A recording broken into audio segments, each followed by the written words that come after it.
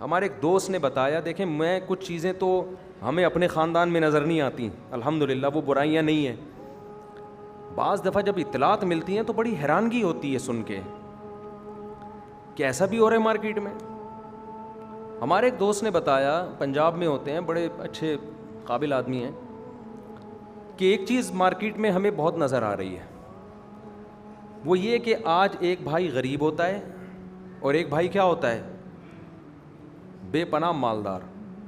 اس مالدار کو خود سے غریب کو پوچھنے کا خیال نہیں آتا کہ یار تیری حالت کیسی چل رہی ہے, تیری انکم کتنی ہے, سیلری کتنی ہے, گھر کا رینٹ کتنا ہے, تو آٹا دال گھی بچوں کے اسکول کی فیسیں کیسے مینیج کرتا ہے. عام طور پر بھائی جو مالدار ہوتا ہے اس کو منہ سے یہ اگلنے کی توفیق نہیں ملتی کہ خود سے پوچھ لے جا کے. وہ میں سمجھا پا رہا ہوں اپنی بات, خود سے نہیں توفیق ملتی کہ یار آپ خود فون کر کے پوچھو, یار تیرے سیلری کا تو میں نے سنا ہے 40,000 ہے, مکان کا کرایہ تیرا 15,000 ہے, تو 35 تو 15 تو یہاں چلے گئے, رہ کتنے گئے 25, تو کم سے کم بھی بچوں کے اسکول کی 4-5 بھی کسی کے بچے ہوں, بہت ہی مرے سے مرا سڑے سے سڑا, جس میں تو ایسے مرے سے مرا اسکول کا بھی 4-5 بچوں کا 5-6 ہزار سے تو کم میرا خیال ہے تصور نہیں ہے. اور اسکول والے جو خرچہ کراتے ہیں نا, کتابیں لے آؤ, یونیفارم, ٹوپی ڈرامے والے کلر کے ڈبے, اور یہ فضول خرچے بھی ملاؤ اس میں, یہ تو لازمی ہو گئے نا, اسکول پڑھاؤ گے تو یہ سب کچھ ہوگا. یونیفارم بھی انہی سے خریدو, کتابیں بھی انہی سے خریدو, یہ اپنا الگ ان کا بزنس ہے. تو یہ ملا کے میرا خیال ہے بہت ہی مرے سے مرا 5-6 ہزار. پھر بچوں کو کچھ پاکٹ منی بھی دینی پڑتی ہے, آپ نہیں دو گے تو دوسرا بچہ پیسے لے کر آ رہا ہے, یہ احساس کمتری میں جائے گا. تو 5-6 ہزار یہ لگا لو, کتنے وہ گئے, رہ کتنے گئے پیچھے 20,000. اب 20,000 میں ایک آدمی, ایک عدد بیوی اور 3-4 بچے, کیا کرے گا وہ کیسے مینیج کرے گا؟ تو یہ ذمہ داری گورنمنٹ کی ہے کہ اس سے جا کے پوچھے؟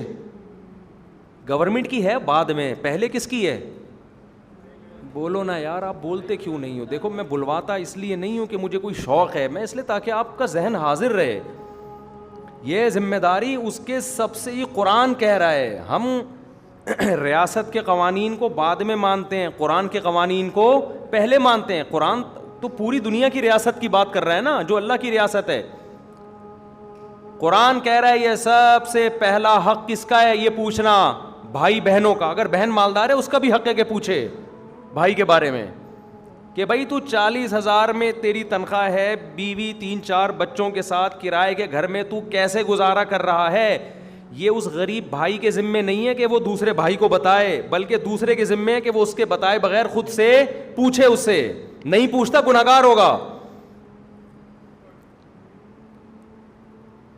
ایک سونے کے نوالے کھا رہا ہے, دوسرے کو لفٹ ہی نہیں کراتا. ہم تو حیران ہوتے ہیں یار, یہ تو جب اللہ نے آپ کو پیسہ دیا, خدا کی قسم اس سے بڑی خوشی کا کوئی موقع نہیں ہے کہ آپ اپنے بہن بھائیوں کی کفالت شروع کر دو. تو ایسا مزہ ہے اس میں, تو مٹھاس ہے اس عمل میں, اتنا اچھا لگتا ہے آدمی خرچ کرنے والا بنے, مزہ ہے اس میں. اور کمال کی بات, کمال در کمال, یہ کام کنجوس لوگ کر رہے ہوتے تو حیرانگی ہوتی.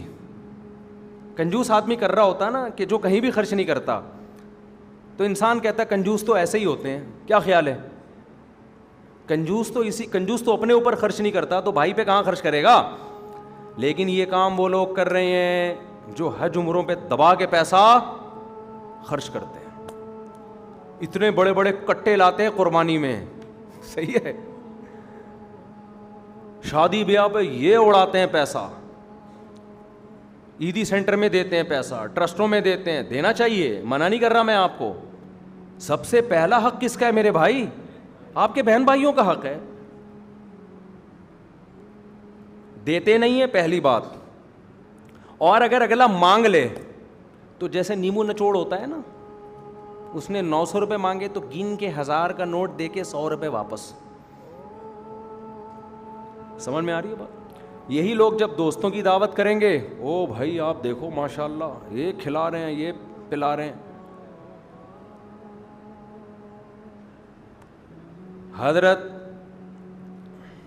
ابو طلحہ انصاری رضی اللہ تعالی عنہ، قرآن کی آیت نازل ہوئی، لن تنالوا البر حتی تنفقوا مما تحبون، نیکی کی حقیقت تک اس وقت تک نہیں پہنچ سکتے جب تک محبوب چیز اللہ کی راہ میں صدقہ نہ کرو. یہ قرآن کی آیت نازل ہوئی.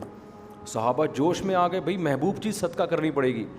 حضرت ابو طلحہ انصاری آئے نبی کی خدمت میں، عرض کیا یا رسول اللہ، اللہ نے کہا ہے کہ اصل نیکی یہ ہے کہ محبوب چیز خرچ کرو. میری محبوب چیز میرا باغ ہے، جو میرا سورس آف انکم ہے، میں پورا باغ خرچ کرنا چاہتا ہوں، کس کو دوں؟ ہم اور آپ ہوتے ہیں، ہم کیا کہتے ہیں؟ مجھے دے دو بھائی. ایک دم رونا شروع کر دیتے ہیں، جیسے گھر میں کبھی کھانے کو ہمیں ملا. دیکھو مانگنے کے اصول الگ ہیں. مانگنے میں تو شریعت کہتی ہے مت مانگو، کسی غیر کے سامنے کبھی ہاتھ مت پھیلاؤ. دینے کے اصول کچھ اور ہیں. دینے کے ہیں کہ مانگے بغیر دے دیا کرو، جتنا مانگ رہے اسے ڈبل کر کے دے دو. ہم نے بڑے بڑے علماء کو دیکھا ہے، ان سے سیکھا ہے، کچھ ہم بھی اس پر عمل کی کوشش کرتے ہیں. رکشے والے سے بارگیننگ کی، ریٹ کم کرائے، ریٹ مت توڑو. بعض لوگ کیا کرتے ہیں، رکشے والے کو بولا ہاں بھائی انڈا موڑ جانا ہے، کتنے لے گا؟ اس نے بول دیا 1000 روپے، چل 1000 دے دوں گا. ایسے کریں گے تو ریٹ کیا ہو جائیں گے؟ مارکیٹ خراب. حضرت عمر نے اس پر پابندی لگائی تھی. ایک صحابی ایک چیز کو مارکیٹ میں بہت سستی کر کے بیچ رہے تھے. حضرت عمر نے منع کیا کہ سب لوگ اتنی سستی نہیں بیچ سکتے اس چیز کو، ان کی تجارت کا نقصان ہوگا. حضرت عمر نے فرمایا یا تو ریٹ بڑھاؤ یا مارکیٹ سے جاؤ، کیونکہ بعض دفعہ آپ کو ایک چیز فری میں مل گئی یا مل رہی ہے کہیں سے، آپ نے اونے پونے بیچنا شروع کر دیا. وہ بیچارہ تاجر کروڑوں روپے کی دکان خرید کے بیٹھا ہوا ہے، صحیح ہے نا، اس کا وہ ان کی تجارت کا بیڑا غرق. تو ہر چیز کا خیال کیا گیا ہے. تو آپ اپنی سخاوت میں مارکیٹ کے ریٹ خراب بولو نا نہ کر. میں نے کل ایک صاحب سے پوچھا، وہ بڑا اچھا جانور لاتے ہیں قربانی میں، بڑی سخاوت کرتے ہیں، کئی بیل لا کے کاٹ کے لوگوں کو کھلاتے ہیں. انہوں نے کہا یار میں کبھی بھی یہ جو فینسی جانور ہے نا یہ نہیں خریدتا. وجہ کیا ہے کہ گوشت اتنا ہی نکلے گا اور قیمت آپ کتنی دے رہے ہو؟ 6 گنا زیادہ. تو کہتے ہیں ہم اس سے بہتر ہے کہ ایک متوسط جانور لے لیا جائے، اتنی ہی قیمت میں کئی آ جائیں گے، اس سے غریبوں کا پیٹ بھر جائے گا. اچھی لاجک ہے. تو میں نے کہا یہ فینسی جانور اتنے مہنگے کیوں ہو گئے ہیں؟ انہوں نے کہا یہ مہنگے ہوئے ہیں ان لوگوں کی وجہ سے جن کو اللہ نے پیسہ بہت دیا ہے. وہ جاتے ہیں، بیل پہ ہاتھ رکھا، کتنے کا دے رہی ہے؟ اس نے بول دیا 10 لاکھ، یہ لے بھائی 10 لاکھ. ذرا بھی وہ نہیں کرتے بارگیننگ. اس سے نتیجہ کیا نکلا کہ جانور کی قیمت غریب آدمی کی دسترس سے باہر ہو گئی. تو ریٹ کبھی خراب نہ کریں مارکیٹ کے.